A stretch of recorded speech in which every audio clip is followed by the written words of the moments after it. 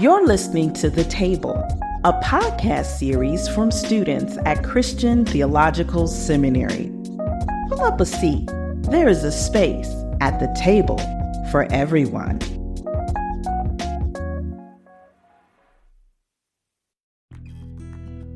I think we think of Judas as this irredeemable character that can't come back. And yet when you think about it from all three of these perspectives, it's like none of them is wholly bad. Like you can see the virtue in them, even as the overall picture we'd say probably a bad thing.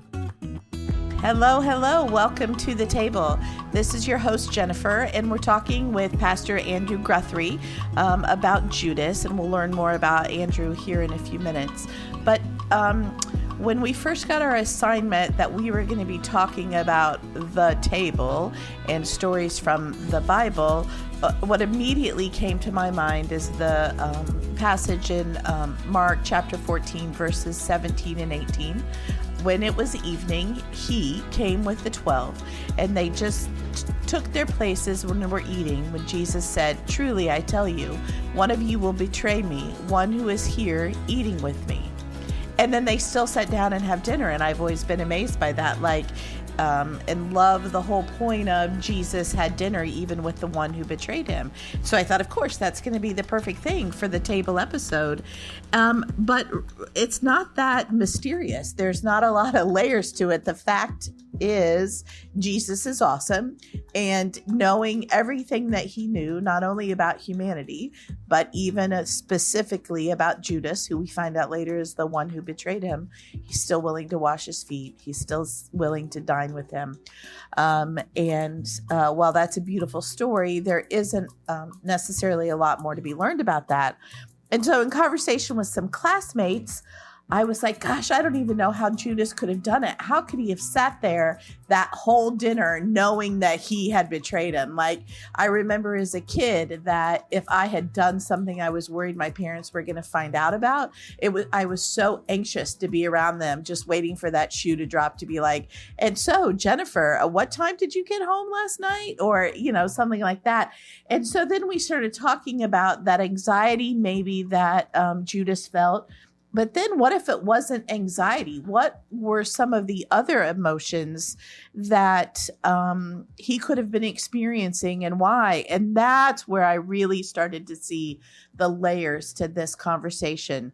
The easy character, of course, is Jesus. But what else was going on with Judas? What might have been his motivations for that particular scene? What was Mark trying to we're not going to go into the whole part about, was Mark really the author of the Gospel of Mark? So what was the author trying to tell us in that scene? What can we learn from Judas? So whenever I get these kinds of questions, I do one of my favorite things, which is to find my Bible nerd friends. And so, ta-da, here's Andrew, who happens to be the pastor at the church that I attend, First Christian in Lafayette, Indiana. And he has some great ideas. He was a student of Dr. Levine's. And so I'd like to spend some time hearing from Andrew and what he thinks about the Gospel of Mark. Yeah, it's a great gospel. It is. Yeah, and I do love the idea of any kind of literature using your imagination to figure out what other meaning is here. Before we get started into the whole Judas vibe, tell us a little bit more about who you are, and besides being an unofficial Bible nerd, why we might want to listen to your voice today. Yeah, I'm the pastor at First Christian Church in Lafayette, Indiana. I've been here for just over 5 years. As Jennifer said, I took my New Testament class in divinity school with Dr. Levine. Jealous. I survived. Anybody who's had a class with her know that it is a little bit intimidating, but also really enriching. Yes, I aspire to, I don't even know, have one brain cell as smart as hers must be. Agreed. So I think the way that I want to shape this conversation for us today is really around three possibilities for Judas. If he was, depending on what his motivation was, would have dictated what he was thinking and what he was feeling. But let's start with this idea that he wasn't anxious at all. Maybe Judas was happy, relieved, because he had done what Jesus had told him to do. He was following up on an instruction from his rabbi.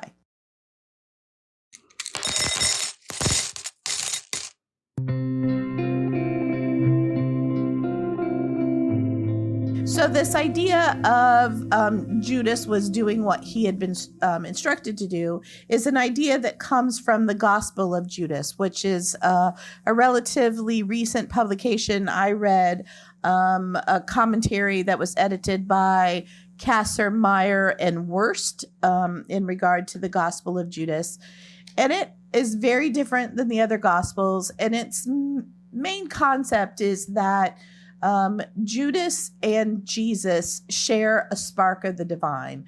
And this is not the divine as in the Christian God that we think of as the God of, Jesus, of, the Father and all of that sort of thing, but even sort of like a higher level divine. And because they shared that spark, they were drawn to each other. In this particular gospel, there's a definite bent toward Judas was Jesus's favorite because of this commonality, and really we're on the same page as to what needed to happen. And what needed to happen was Jesus was trying to get back to the realm of divinity. And to do that, he needed to escape his human form. So for all of that to happen, Jesus has to die. Enter Judas, following the instructions of Jesus to make that happen. Therefore, he would not have been anxious or worried when Jesus calls out the betrayer at dinner, because he's like, yeah, that was me. I did that for you. But is very different than what we think of in terms of conversations about the interaction between Judas and Jesus and what we know as Judas's betrayal. So I guess I just would like for you to reflect on that a little bit and maybe dip into one of the things that Jesus says later in the Gospel of Mark is the woe to him, referring to the person who betrayed him, because that's a mismatch, obviously, in this connotation. This makes me think a lot, from a pastor's perspective, about the folks who really want to believe that God is in control of everything and that all actions that happen are part of God's plan or part of some sort of sometimes preordained sense of what's going on in the Gospels. And so, if you take that viewpoint that there's some plan that has to unfold exactly the way God determines it, then from that perspective, we sort of know that Judas is just doing what he's been asked to do. He's part of the plan in all things.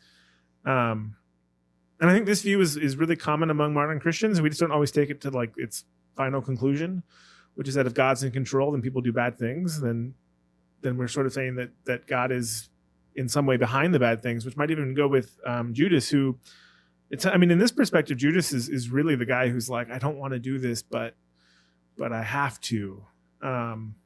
He's fulfilling a role or a call that maybe he doesn't understand or agree with. Yeah, and I hadn't thought about this before, but it really fits really firmly with the Abraham and Isaac story of I don't want to sacrifice my son, but I'll do it if God asks. And this kind of like ultimate, this trust where it's funny, all of the Gospels, there's this thing about every time Judas's death is depicted in the Gospels, it gets worse. Yeah. And it's almost as though the person writing this Gospel of Judas is saying, well, actually, you all have it wrong. My guy's the faithful guy. My guy's the guy who actually was doing the difficult thing, which was betraying somebody he loved. And that fits with what we know about Jesus, in that he was always flipping the switch. Like the script that you thought he was writing turns out to be the complete opposite of that. So that is an interesting read on that particular gospel.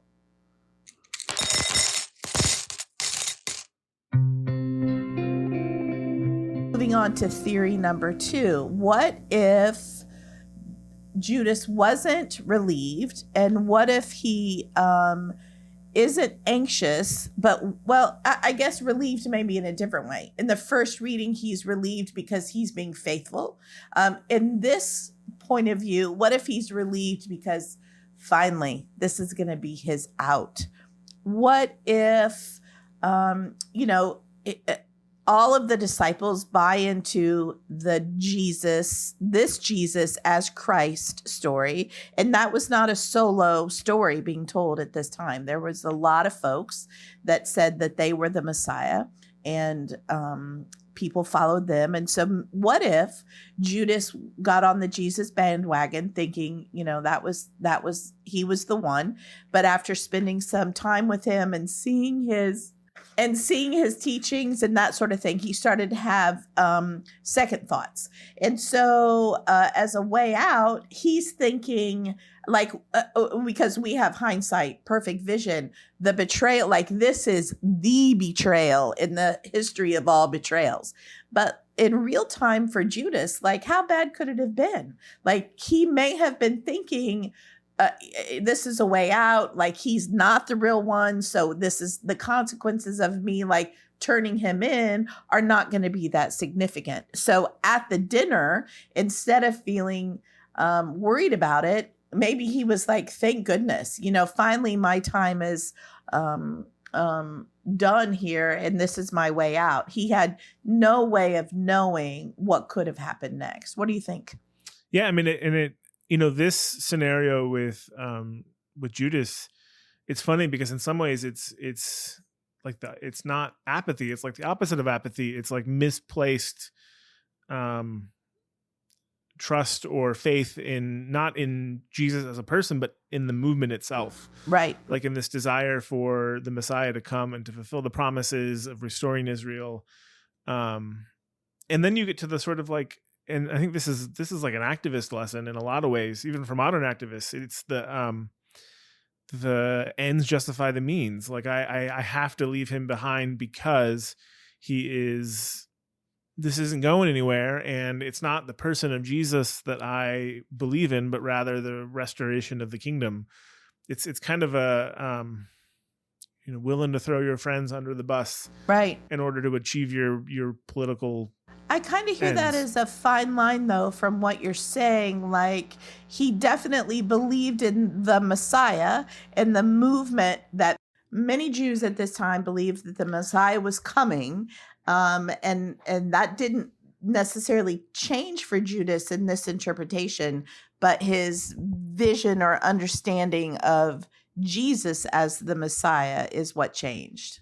Yeah. Or, and maybe this is I think we always talk about Jesus turning this upside down, and then you have, Jesus turns this upside down, and the first become last, and the last become first, and then you have Christians, celebrating wealth and power and influence, and it's well, maybe you didn't get the message, right? And so I almost wonder if you could say that Judas's perspective, he wants the power and influence. Or not even that. He wants the military leader promise, the one who comes and rises up arms. Yeah. Yeah. The Messiah as a servant doesn't quite have the same buy-in as the Messiah as soldier, certainly based on Jewish tradition at that point.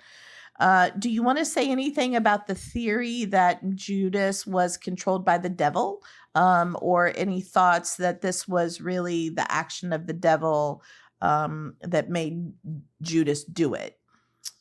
Yeah, man. Ascribing human action to supernatural beings is such a tricky thing, because it'd be real convenient if the devil made Judas do it. You also get to say, I'm a big proponent of the Jewish translation of Ha-Satan being the one who opposes God, and in that case, Judas is the one who opposes God. Now, is he being controlled by a supernatural being? I don't place too much money on there being a. Yeah. The choices of human nature can be bad enough that we don't need to ascribe that. Yeah. All right. Good point.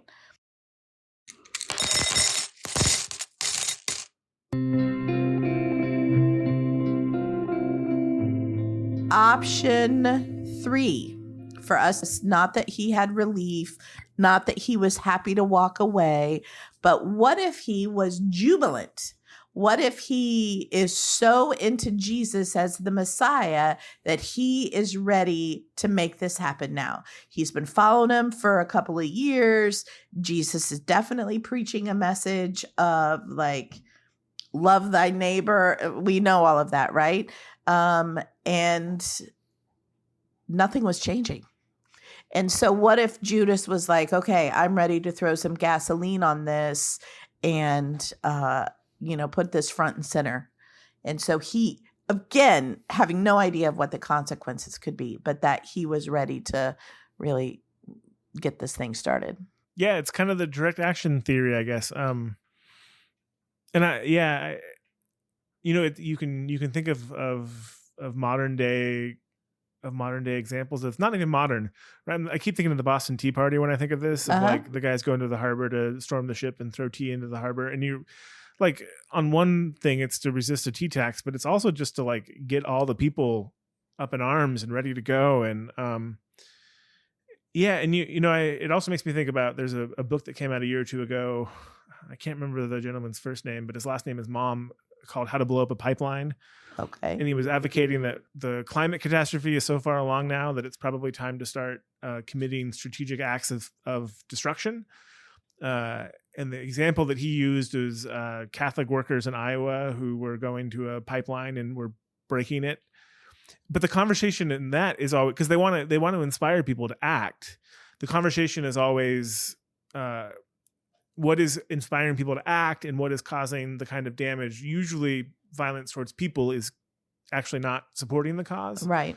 But I hear this in Judas, because Judas is thinking, if we get the Messiah and maybe even turn him into a martyr, do people rise up around him? Does it inspire action?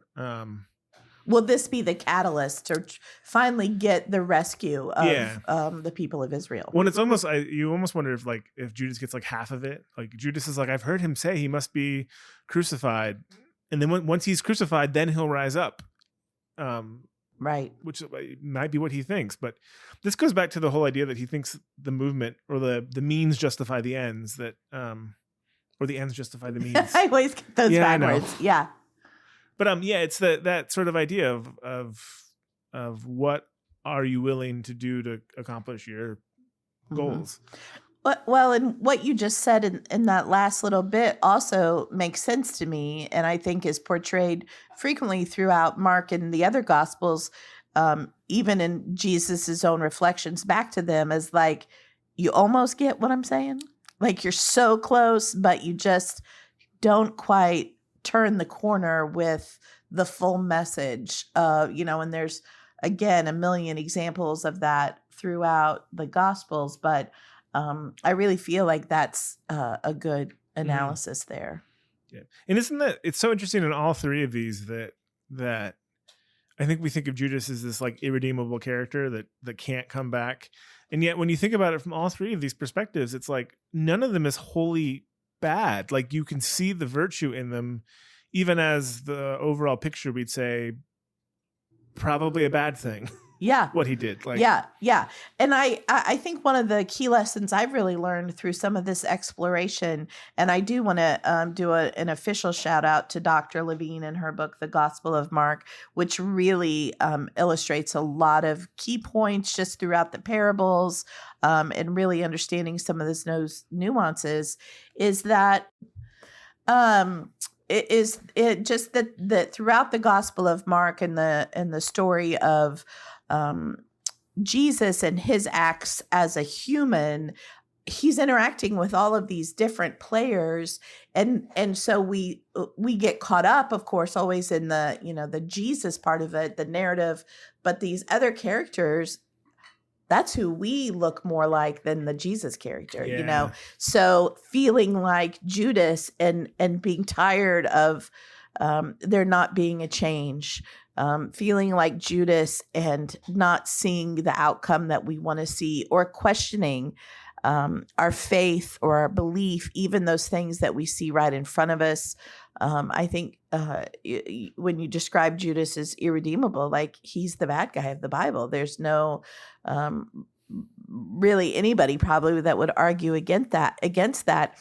But if he didn't do what he did, where would Christianity be? Right? Like the whole point of this is having an opportunity to see God, in a human form, and through that death on the cross to come back in a way to teach us lessons that we wouldn't otherwise know. So the ends justifying the means, right? Like that's what got us to where we are with Christianity.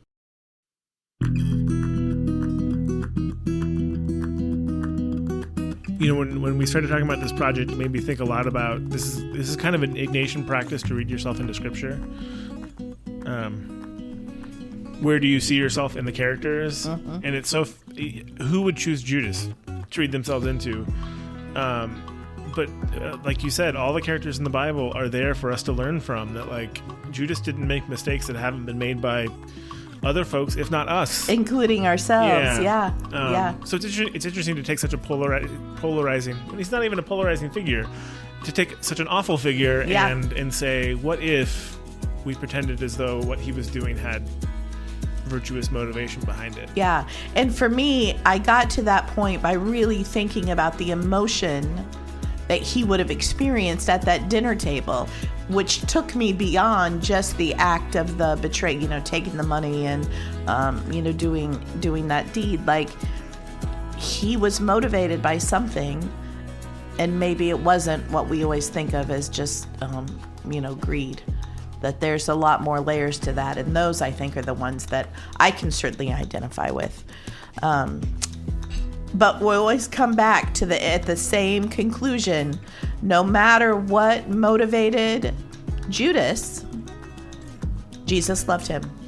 He loved him, and he washed his feet, and he hopefully washed his hands, and then shared some bread and wine with him that night. And I cannot get away from the beauty of that story, that everyone is redeemable, everyone is worthy of God's love. So I really appreciated having a chance to chat with you about this today, because even though I thought I knew some things, just having it, airing it out, and thinking about what that could look like makes me think of 10 more podcasts that I could do with new questions. So I'll see what your schedule looks like for next week. Sounds good. Thank you, Andrew. Thank you, friends who are listening, and join us in our next episode of The Table. I would like to thank the esteemed Andrew Guthrie for helping me with today's podcast, and also wanted to just highlight a couple of the reading resources that we used. The Gospel of Mark, A Beginner's Guide to the Good News by Amy Jill Levine, as well as The Gospel of Judas, edited by Rudolf Kaiser, Marvin Meyer, and Gregor Wurst.